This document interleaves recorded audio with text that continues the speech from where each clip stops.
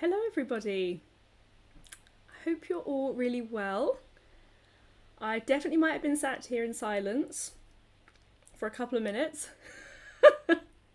This is totally my first time using YouTube, going live, so yes, I'm really sorry if you've been sat there for a while. Right, oops, I could hear myself on the volume. Okay, so for anybody watching this for the first time, welcome. My name is Helen and I am one of the tutors at the 11 Plus English Club. So we have been doing live videos for parents for a while now, and we've been kind of sharing like hints and tips and support and ways of preparing for the 11 plus. But we really wanted to have a go at starting to do some live classes. So I can see in the chat, which I'm just trying to find, hello on the side, there it is. I can see you guys are commenting and saying hello, so thank you so much for joining me. Yes, if you might have seen me before, I've done Facebook videos and things like this, but this is my first time doing it on YouTube. So as I say, there could be glitches, there could be things that go wrong, please bear with me. And if there is any questions or anything, pop them in the comments box or the chat box, and I will try and keep an eye on it at the same time. But as I say, guys, multitasking here for the first time. Hello Damon as well, I can see you commenting there. Okay guys, so we are talking today all about vocabulary. So as we know, I am part of the 11 Plus English Club. Our whole focus with you guys is English, and a big thing that I really care about, really passionate about, is vocabulary. And really making sure, you know, that we're building up a strong vocabulary as much as we can, because this will help you massively with things like comprehension. It will help you with things like your creative writing. It will help you with verbal reasoning. It covers, you know, so many different parts of English. So that's why we're going to focus on this video today. And the idea is that each month, at least minimum, once I've got used to YouTube a bit more, I'm going to be doing more videos for you like this, helping you do vocabulary boosters. So each month we'll have a different theme, and we'll talk about sort of lots of ways that we can work together and help improve these things. So today we're hopefully going to learn maybe 10 new words, minimum 10 new words. We're going to talk about some creative writing skills, because as I say, vocab ties into everything. And also as well, a lot of this is going to tie in with your verbal reasoning skills. Now, in this video today, we're just going to be doing a bit of a vocab booster, but in the future, I will be doing some like verbal reasoning activities and things like that, because as I say, they all tie in nicely. So let's jump over to the next thing. So what are we going to be doing in this session? So we are going to be looking at some examples of like creative writing tasks. Now, when this video is finished and maybe you're thinking, okay, I want to do a bit of practice after this video, you can come back to this, go back to this screen that I'm about to show you, hit pause, and maybe scribble down some of the examples and use those as prompts for your creative writing. Because I always say this to all the students I work with, like the more you practice writing, the more you do it under time conditions, the better you're going to get, the more confident you're going to be. We are also going to be practicing coming up with ideas for our creative writing, because I know so many of you, let me know in the comments box as well if this is you, but I know so many people tell me they really struggle thinking of ideas for creative writing, and yeah, they kind of get stuck on that first sentence, you know, like what is the first thing that we want to write about, or the first thing we want to talk about. Okay, and of course we're going to be learning some new vocabulary as well. Okay, so monthly theme. I thought for this month we'd focus on the summer holidays, because that's what we're all in at the moment. It's the 22nd of August. We've only got about 2 weeks left, and then we're back to school very soon, aren't we? So we're enjoying our last little bit of sunshine. So here are some questions that you might get asked. So we've got things, for example, describe a holiday you have been on that you really enjoyed. So this is a task where they're getting you to think about, you know, writing in the past tense, an activity that's already happened. Remember as well, I always say to people, you don't have to tell the truth. You can always make things up. So, you know, imagine, let's say you're sat there thinking, well, I can't think of a good holiday that I've been on, or I don't know what my favourite one was. Imagine what your perfect, amazing, ideal holiday would be, and then use that to write about. Because the good news is, as an examiner, I'm not going to call your mum and dad and double check, Did they go on that holiday? Did they visit this place? So you can be creative with these things.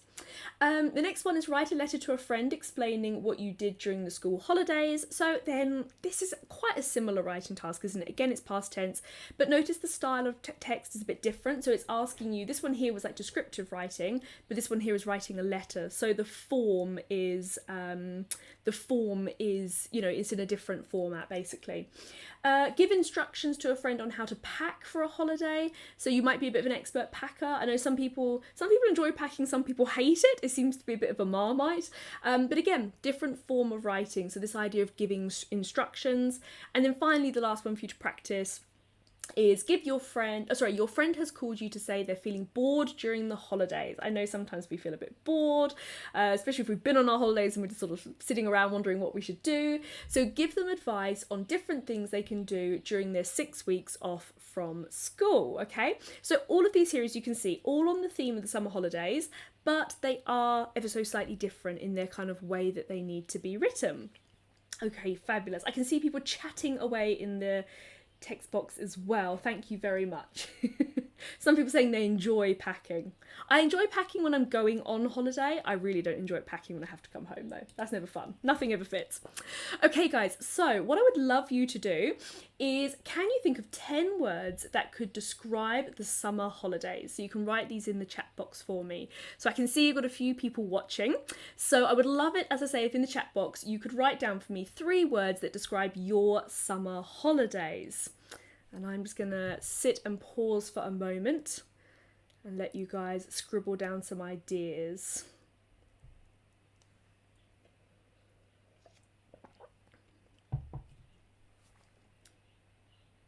Hello as well, guys. I can see you saying hello to me. Lucy might be doing one of these. She's not doing it with me today. It's just me today, I'm afraid. You're stuck with me. But Lucy might be coming on one day. She might be watching this right now thinking, Helen, why are you saying that? I'm the guinea pig, guys, for the first YouTube video. Okay, so a couple of people. So guys, type for me in the chat box, what are your ideas for 10 words? So fun, adventurous, amazing. That's good. Think about all the different places you might go. Joyous, elation, that's a good word. A feeling of elation, like happiness, that's really good. Sun-drenched, I love that. We have definitely been sun-drenched over the last few weeks, haven't we? It's been insanely warm, almost too hot. I don't know about you guys, I found it too warm. The novelty wore off pretty quickly. Hello as well. Hot, fun, sandy, mind-boggling. You'll have to explain mind-boggling to me. Why are the summer holidays mind-boggling? Enjoyable, carefree, delightful, well done. Watch out, some random capital letters in there. Amusing. Well done, guys. Brilliant. Delightful. Okay, good. So lots of adjectives here describing kind of like feelings and emotions. Not feelings and emotions, sorry, but like opinions, and generally all positive as well. Scorched. Yes, there's a lot of heat as well. You can tell we've had a very hot summer, can't you guys? We're all typing in really hot words. Okay, so what I'm going to do, just to get your kind of ideas flowing. So in your creative writing tasks, you might sometimes be given like a picture prompt or something to describe from there. So that's what I'm going to do. I'm going to show you a series of different picture prompts and get you to think about what things could you describe in here. Now, if you've ever done a creative writing lesson with me before, you know that I always talk about the importance of planning. So planning, we use those skills to do kind of like the who, what, when, where, why. We think about our senses. We do all sorts of things. Maybe even chronological order, depending on the writing task. So what we've got here is a picture of a nice sunny beach scene. We've got our sunglasses, got some ice lollies. So can you have a look at this picture for me and think, what are your 5 best words to describe this beach scene? Now, don't just go straight in for like beautiful, hot, warm, things like that. I really want you to challenge yourselves here and try and avoid kind of like cliche words that we can kind of predict that we know lots of people would use. Because remember, the whole thing with the 11 plus in our creative writing or just English in general, is we want to try and think outside the box, but we want to impress the examiner. So we want to think of words that maybe other people won't recognise. So another way to do this as well is to also look at the picture and think, what are all the different things that I could describe on here? So we've got like the palm trees up here. What words could we use to describe the ice lollies, the sea, maybe the weather and the clouds in the background, and the general kind of atmosphere and like feelings of what it would be like to be there. So have a go in the chat box for me. Scribble down what would be your vocabulary. What words would you use?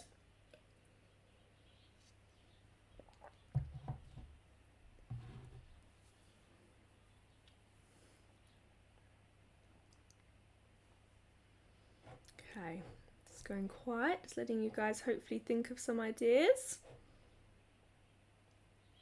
Well done, I can see a few coming through now.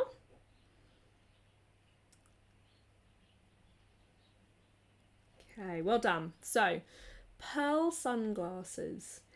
Yeah, I like that. They're kind of like the colour of pearls, aren't they? I like that.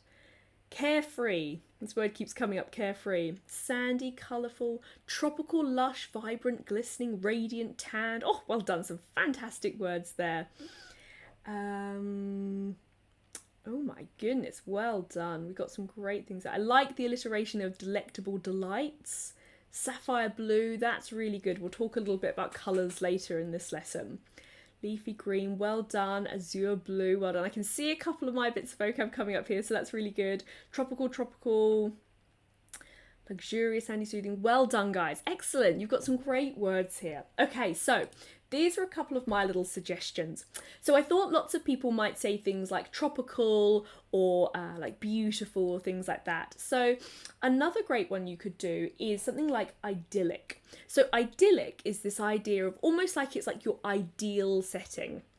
And again, it's a bit of a synonym for like beautiful. It's almost like you can't imagine anything so beautiful there. It's like an ideal setting. So that'd be a good one. A few people mentioned azure, and actually a few people mentioned sapphire as well, which I loved. So this is this whole thing, isn't it? That when we do colours, we don't just want to say it's blue, because, for example, there are so many different shades of blue out there. So if we had like 100 people in the room and asked them to think of a colour blue, they'd probably all think of a slightly different shade, you know, all the way from like dark navy to like really light sky blue. It's like a whole spectrum of colour, isn't there?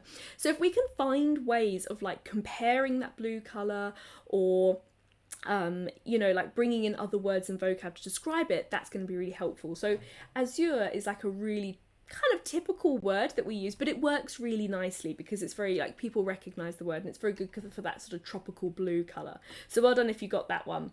We've got exotic. So again, that's like another synonym for tropical. So what I've done here is I've put in words that I don't see very often in people's creative writing. So this sort of like a picture here is something I've commonly used in my lessons, but the words on the right here are things that maybe I haven't seen people use so often. So exotic is really good. Like you could talk about like the things that are like growing on the trees, the scenery and the setting, things like that. Humid is also another great word. So rather than saying like hot or warm, imagine when you're in these situations. So when you talk about it being humid, it's like that feeling when it's quite, in England it gets very humid, doesn't it? It's that kind of like warm, sticky feeling. Like another word we would use for it is like muggy, like the air feels muggy. So it's when it feels like quite thick and close. So it kind of depends on what tropical island you're on, really. Like not all of them are humid, but it could be a really good way of showing that kind of feeling of like how close and sticky and warm. It's almost like you can't escape the heat would be a really good one. And the last word I put in here was illusion. This is a little bit different.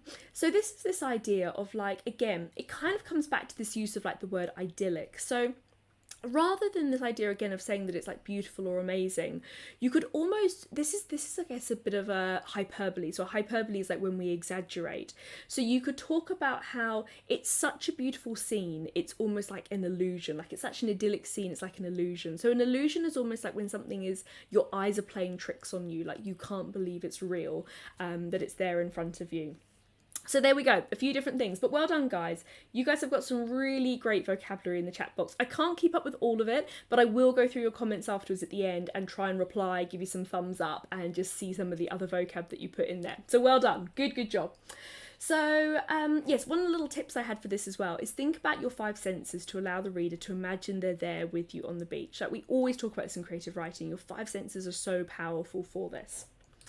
Okay, the next one. So I'm kind of on the theme here of holidays. I know I can see lots of familiar names in the chat box at the moment, and I know quite a few of you have been away on holiday recently or have been away at least in the past year. So have you ever stood in a queue in an airport? I'm guessing the answer is yes. You might have even been one of the poor people who got stuck in some of the airports this year and some of the chaos that's going on. So what words would you use to describe this setting? So I want you to think about here. Now, in many ways, there's not loads going on in this picture, but you've got a big crowd of people, haven't you? And they're all sort of queuing up and spiraling around. So think about how could you maybe describe the mood of the crowd or how people are feeling as they're queuing up? Okay, so have a go in the chat box. A few people saying, yes, you've been on holiday. Lucky you. I hope you've been somewhere really nice. Everyone's saying boring. It's true. Airports are probably one of the most boring places.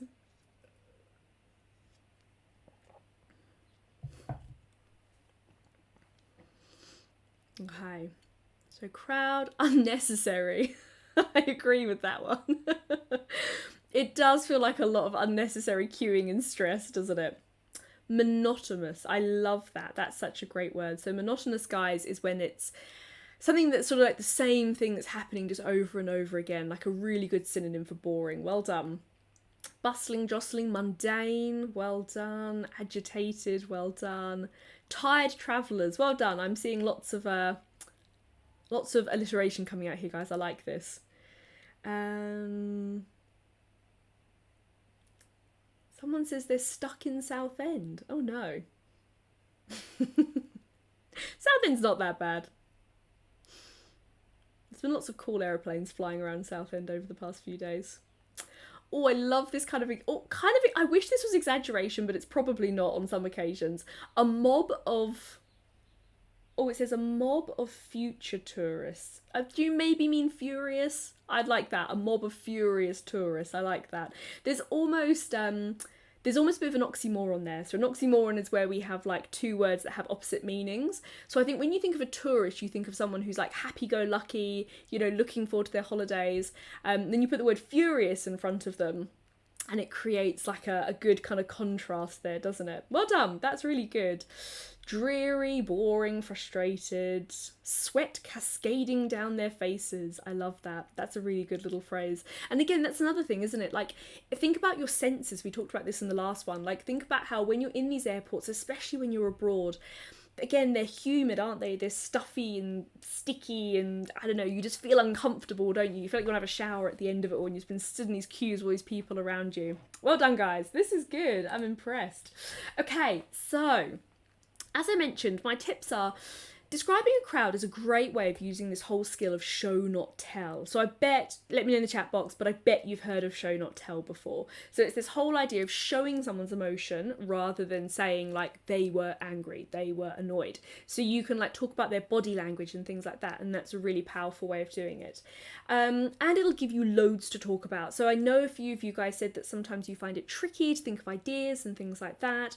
So think about the crowd here. We've got all these different characters and you could describe them in all different ways. Like again, use your imaginations. You can exaggerate slightly when you're basing it on these pictures and things. You can give them like different like personalities and things like that. So some of the words I had in my list were, number one was apathetic. So when you're apathetic, I think that's a really good word for, it's a really good synonym for kind of feeling like bored, but also kind of a bit like you can't be bothered anymore. Like if you're feeling apathetic, it's like you're losing interest in it. And I think you could describe that like when you're in a crowd and you're queuing and it seems to be going on forever. You know, when you first arrive at the airport, you're super, especially when you're going on holiday, you're super excited, you can't wait to get on the plane, you can't wait to get going. But sometimes an airport can kind of suck the fun out of it a little bit, can't it? So apathy, the feeling of apathy or being apathetic, that would be a really good one to use. I can't remember, I think somebody might have said this in the chat box, but exasperated. That's a great word. So if you're exasperated, again, it's a really good word to use when you're like, you've had enough, you know, you can't almost, again, kind of like you can't be bothered anymore, but like exasperated is also another word for being like frustrated and annoyed about something. You can imagine people sort of like rolling their eyes and tutting, like that's the kind of show not tell that we would use to show that somebody's exasperated. Agitated as well. So for whoever here was mentioning about the furious mob, you could talk about like an atmosphere within the crowd and people are becoming agitated. So if they're agitated, they're on edge, aren't they? They're getting annoyed, they're getting frustrated, people are sort of getting a bit bustly, maybe elbows are coming out. But on the flip side, we could have excitement, couldn't we? Because we are going on holiday and good things are happening. So you could also, and again, this is where you can use really clever sort of writing techniques and have like contrast going on all the time, like opposites all the time in your writing. And you could talk about, you know, like the exasperated parents, the agitated teenagers, the apathetic grandparents, but then you've got the eager children who are all there like packed and ready to go, and they've still got that excitement ready for their holiday. And the last one I thought was a good word was resigned. So again, this is a word I don't see that often in people's writing, but when you resign yourself to something, it's basically like you're giving up. So I think you could talk about how, you know, people are sort of resigning themselves to the fact that they're going to have to be in this queue for an hour and a half, and like this is a necessary evil that they have to go through to go on their holidays. So well done, guys. I think you guys got some really good vocab. Again, you're throwing loads of stuff in here, so I'm going to catch up with loads of it afterwards. One person has said hungry. This is so true. I'm always starving hungry when I'm in one of these big queues, and you can like see the restaurants on the other side and you just can't get there. Okay, so the last picture prompt I have for you guys, well done, you're all doing so well. The last picture prompt I have for you is this idea of going on walks. Whenever I talk to people in my classes and lessons during the summer holidays, I always say, what have you been up to? And if you haven't been on holiday or doing clubs and things like that, everyone always says, we've been for a walk. We've been for lots of walks. So what words would you use to describe this scene here? So again, if we look at it, there's not loads and loads going on. We've got a family walking along, couple of little sheep in the background, but mostly it's grass and trees. So I think something like this is an example of, I'd say maybe this picture is a little bit challenging because there's not necessarily loads of things that we can list and describe. So I really want you to think about like how you would describe nature in an interesting way rather than just saying, you know, like the grassy fields and like the leafy trees, things like that. So I'll give you a minute or two. I'll have a nosy in the chat box. I'm going to sip of my drink and just see what words have you come up with here. So again, think about show not tell, think about your senses. Hurting feet. Is that after mum has dragged you for miles and miles?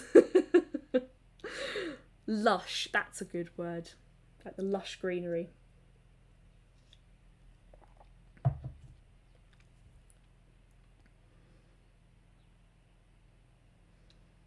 Well done. Crispy breeze kissing my face. Oh, well done. Some great personification there.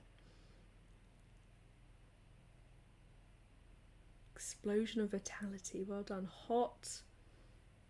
Eager children. Well done. Well done. Remember not to repeat your messages, guys. I promise I'll get back to them. Exquisite. That's good. I think with words like exquisite, though, maybe put a noun after it for me. Tell me like what it is you're describing as being exquisite. Harmonious, well done. The sheep are ravenous. I love the exaggeration in this, it's good. Wildlife, curious children, again, there we go. Got a bit of alliteration back in there, guys. Verdant, oh, I love this phrase. Undulating hills, well done. That is so good. Undulating means like sort of going up and down. Serene. Well done. Guys, I'm impressed. You're coming up with some really, really good words and phrases here. So, here are my little words that I came up with for you. So, tip. Focus on describing nature and thinking about everything from the weather down to the small blades of grass. So sort of going down the picture, thinking about all those different sort of nature and ideas that you've got in there. So my first word was rural. So lots of people talk about like visiting the countryside and things like that, but a good synonym for like, well, countryside really is a noun, so we can't use that as like a descriptive word, as an adjective. But if you want to describe like a countryside scene, you could describe it as being rural, which basically means it's out in the countryside, there's not many people around. Another word I thought of was, so this was really, these next 4 words are really thinking about the greenery that we can see here. So thriving. So I talked about how, you know, like the trees and nature are thriving in this environment. So if something's thriving, it's doing really well. It's like surviving and coping really well.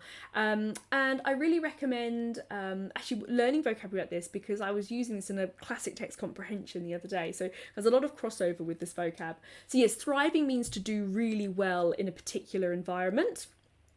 Another one, abundance. So when you have an abundance of something, you basically have a lot of it. So you could talk about like an abundance of trees, an abundance of wildlife, an abundance of nature, an abundance of bird song sort of echoing around, you know, the forest, something like that. So it's a really good way of sort of saying a lot of something. Pendulous. I wonder if anyone's heard this word before. So pendulous would be a really good word. I'm just going to flick back to the other screen. So we've got these like trees here, which are quite like low hanging. So this is a good example. You could talk about like pendulous branches, which means like they're kind of drooping and hanging really low to the floor. And you could personify that, couldn't you? You could talk about the trees feeling a sense of like tiredness or laziness, or how they're kind of like overburdened with the weight of the leaves and all the flowers and berries and things that might be growing on them. Well done. And then the last one was evergreen. So talking about the colours here as well. So honestly, to be honest, maybe some of those trees in the background might be like fir trees, would be evergreen. I'm not sure that one is. So the difference, quick science lesson, we've got deciduous and evergreen. So evergreen are trees that basically never lose their greenery. They don't lose their leaves. So things like fir trees, like Christmas trees, things like that, they're sort of green all year round. Deciduous trees are more like your oak trees, things like that. They're all the ones that shed their leaves kind of seasonally. But you could talk about this like evergreen setting. And again, that would create quite strong imagery, I think, for your reader. When we think of evergreen, we think of quite dark, rich green, kind of like earthy green colours. So especially in the distance over here, you could talk about like a wall of evergreen trees, like a bit of a metaphor, things like that. So it's just a different way of using like vocabulary and colours. Like we talked about that with the blue, didn't we? I definitely think I could do an entire vocabulary lesson just on colours and how to use colours differently. Okay, guys, well done. I'm enjoying all the tree emojis as well. There's a lot of them. Okay, well done, guys. So I really hope you enjoyed this free lesson. Like I say, this is my first YouTube live. I think it's all gone okay. People seem to have heard me fine. I can see all the comments. Yes, what was I worrying about? So yes, as I say, I hope you enjoyed this. I'm really looking forward to doing more of these with you guys. But your opinions are what matters the most to me. So what I really want to know is there anything you would like to learn about next time? So we're going to have like different themes for each of our vocabulary lessons. So this theme now is like summer holidays, what we do in our summer holidays going away. So next month is September. So let me know kind of what you think would be a good theme for September. I would really love to hear about that. Okay, and I'll keep a nosy on the chat box as well, just to see what suggestions you have. Also as well, there's a couple of people I can see in the chat box who are already members of the 11 Plus English Club, so you guys don't have to worry about this too much. But if you're not a member of the 11 Plus English Club, we have a free sample course that you can try, and that covers all the way from like comprehension, creative writing, bit of verbal reasoning, and just sort of all English skills. So if you'd like to sign up to that, have a go just for the last couple of weeks of the holidays, please do so. There's a link in the, what do we call them? Show notes, video notes, comments below? I'm not sure. Yes, so you can sign up to that. You can see more videos like this where we talk through skills. One of the first lessons we talk about is appropriate ideas and planning, and I kind of touched on that in today's lesson. So if you want more free resources on that, make sure you sign up to this free sample course. As I say, the link is in the comments below. And otherwise, if you're interested in joining the 11 Plus English Club, we cover all areas of English, from like masterclasses, comprehension, creative writing. You get support from myself as a tutor and Lucy as well. And over the summer, we have been so busy doing mock exams, and we're going to be bringing in more assessments as well to help us kind of track progress and things like that. So again, links are in the video description, and you guys can always get in touch if you have any questions for me. But otherwise, guys, thank you so much for watching. I really hope you enjoyed it. I can see lots of people commenting saying that you liked it, you want me to do more. Thank you. I will try to. I love doing this sort of stuff, so I'm happy to share it with you. Don't forget as well, like the video for me, please. Make sure you subscribe, because then you get the notifications and you'll get to know when the next videos are coming on. Otherwise, I think for lots of you guys, your parents are on my mailing list as well, so I'll send you email updates as well about when the next class is. Otherwise, have a lovely, lovely evening. Enjoy the rest of your summer holidays if I don't see you. Otherwise, members of the 11 Plus English Club, thank you for coming along, and I'll be seeing you Wednesday for our class. Okay, guys, take care. Thank you very much. Bye. Bye.